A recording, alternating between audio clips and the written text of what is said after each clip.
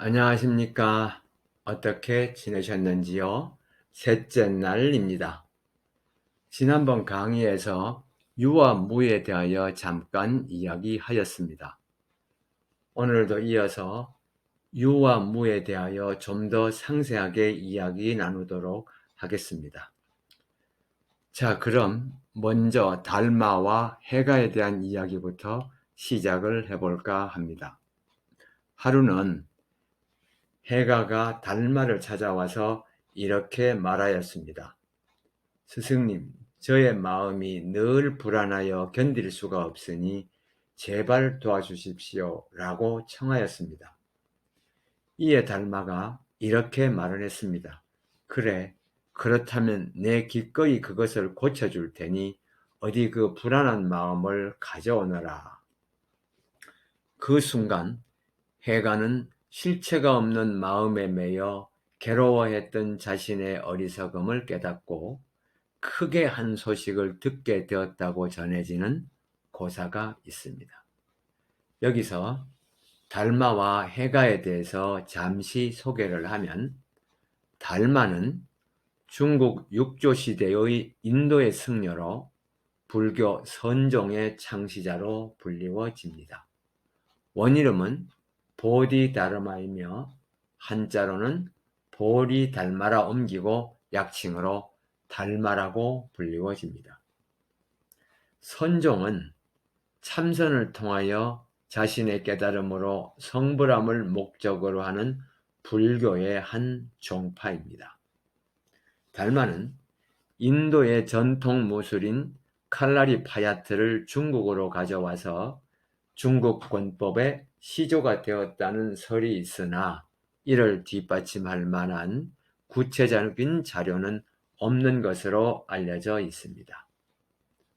소림사에서 9년간 면벽 수련을 한 끝에 크게 깨달음을 얻었다고 전해지며, 사람의 마음은 본래 맑고 깨끗하여 정성과 참선 수련을 통해서 깨달음을 얻을 수 있다는 법을 펼쳤습니다.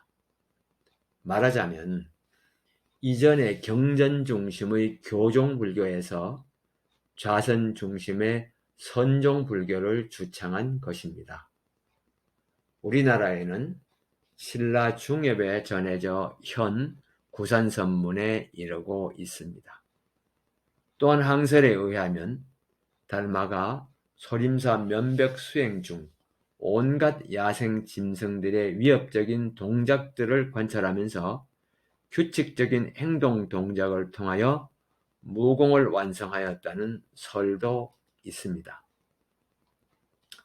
해가는 중국 수나라의 선승이며 선종의 제2대조로 숭산 소림사에서 선종의 제1대조인 달마의 제자가 되어 8년 동안 수도에 정진한 스님입니다. 해가가 달마를 처음 찾아가 입실, 즉 제자로 받아주기를 간절히 원하였으나 허락받지 못한 것으로 알려져 있습니다.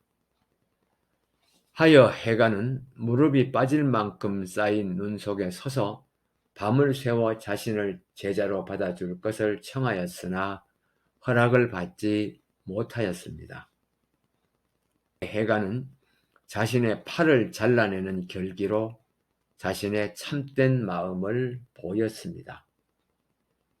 깨달음을 얻기 위하여 신명을 아끼지 않는 정신을 보임으로써 달마로부터 입시를 허락받았다고 전해지는 이야기는 매우 유명한 일화입니다.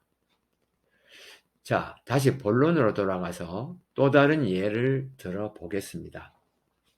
좀은 식상할 수 있겠지만 신이 있는가 라는 물음에 대하여 신이 어디 있어?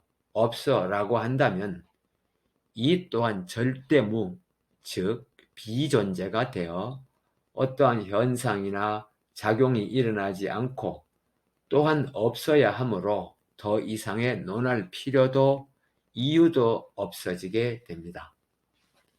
그렇다면 어쩌면 종교의 신성이 부정되어지고 따라서 종교의 성립은 허구가 되고 말 것입니다. 하지만 신이 있다고, 즉 유라고 하면 접근이나 내용의 전개가 달라지게 됩니다.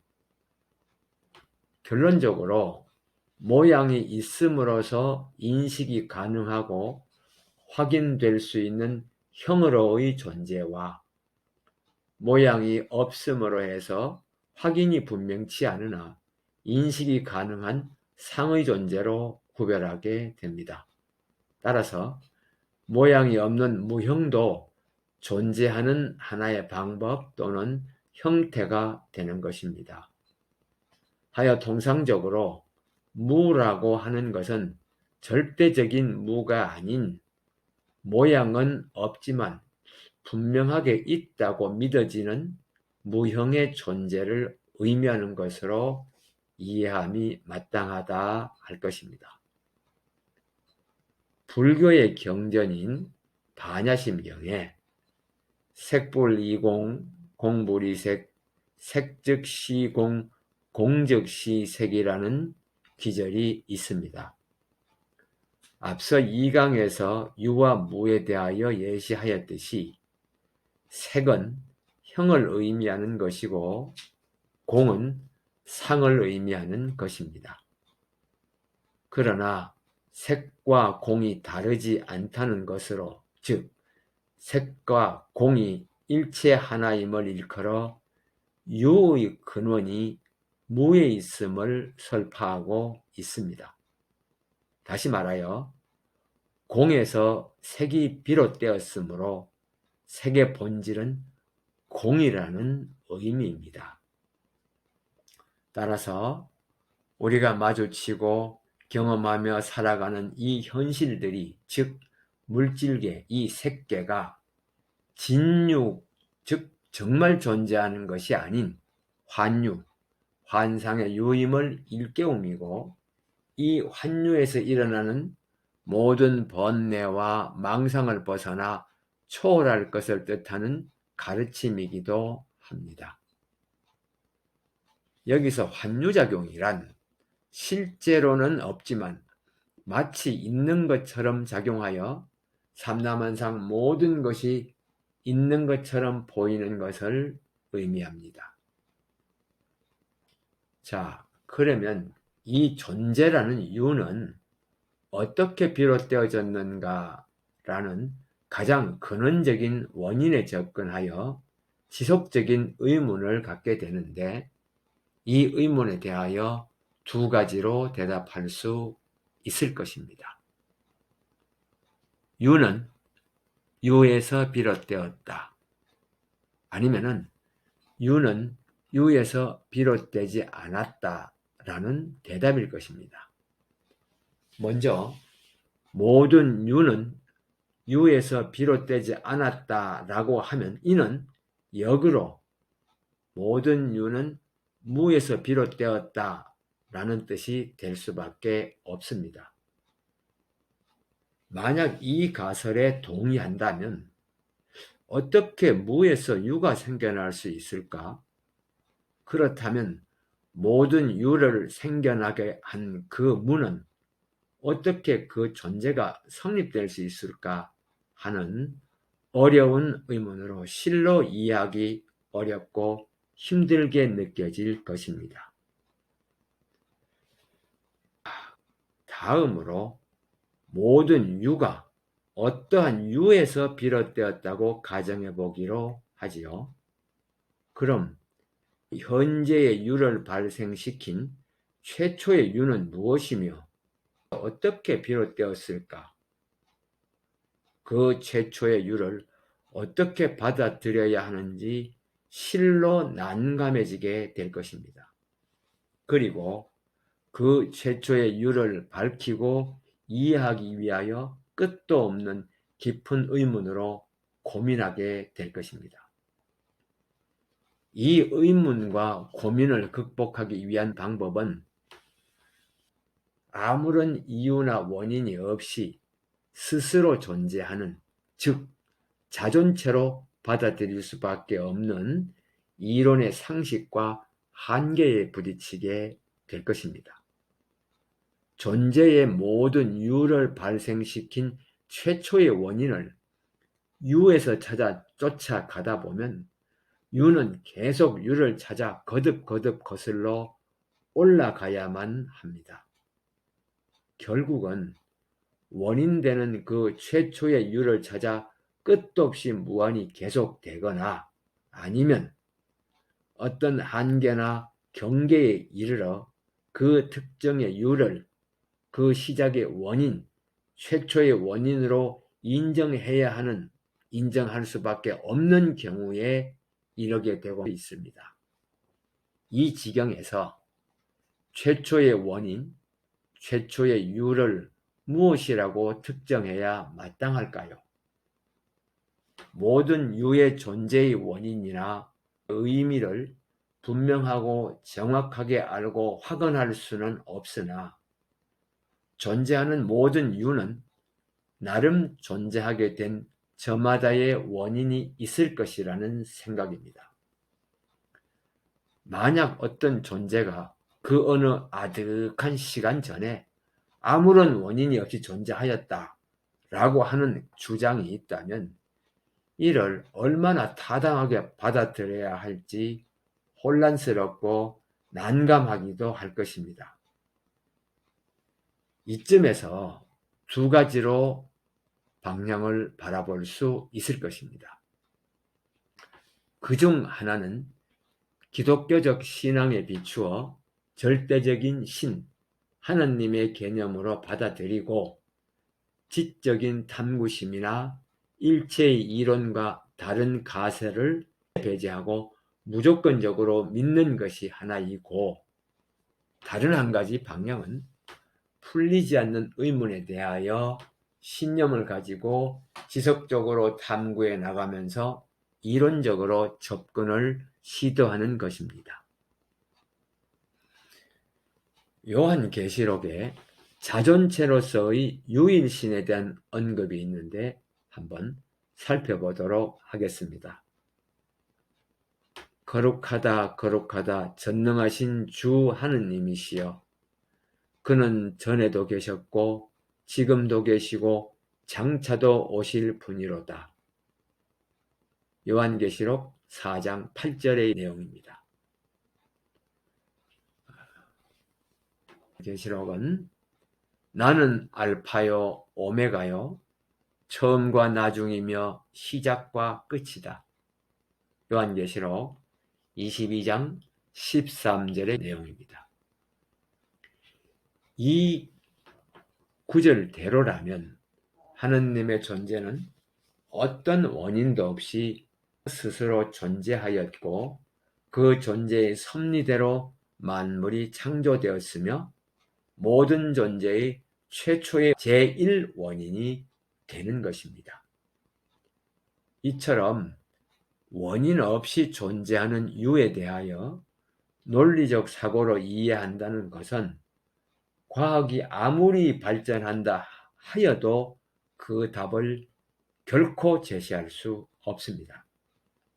왜냐하면 자존체에 관한 문제는 형이상의 문제이므로 형이하를 다루는 과학에서는 그 진체, 진정한 실체를 규명한다는 것은 절대로 불가능하기 때문입니다.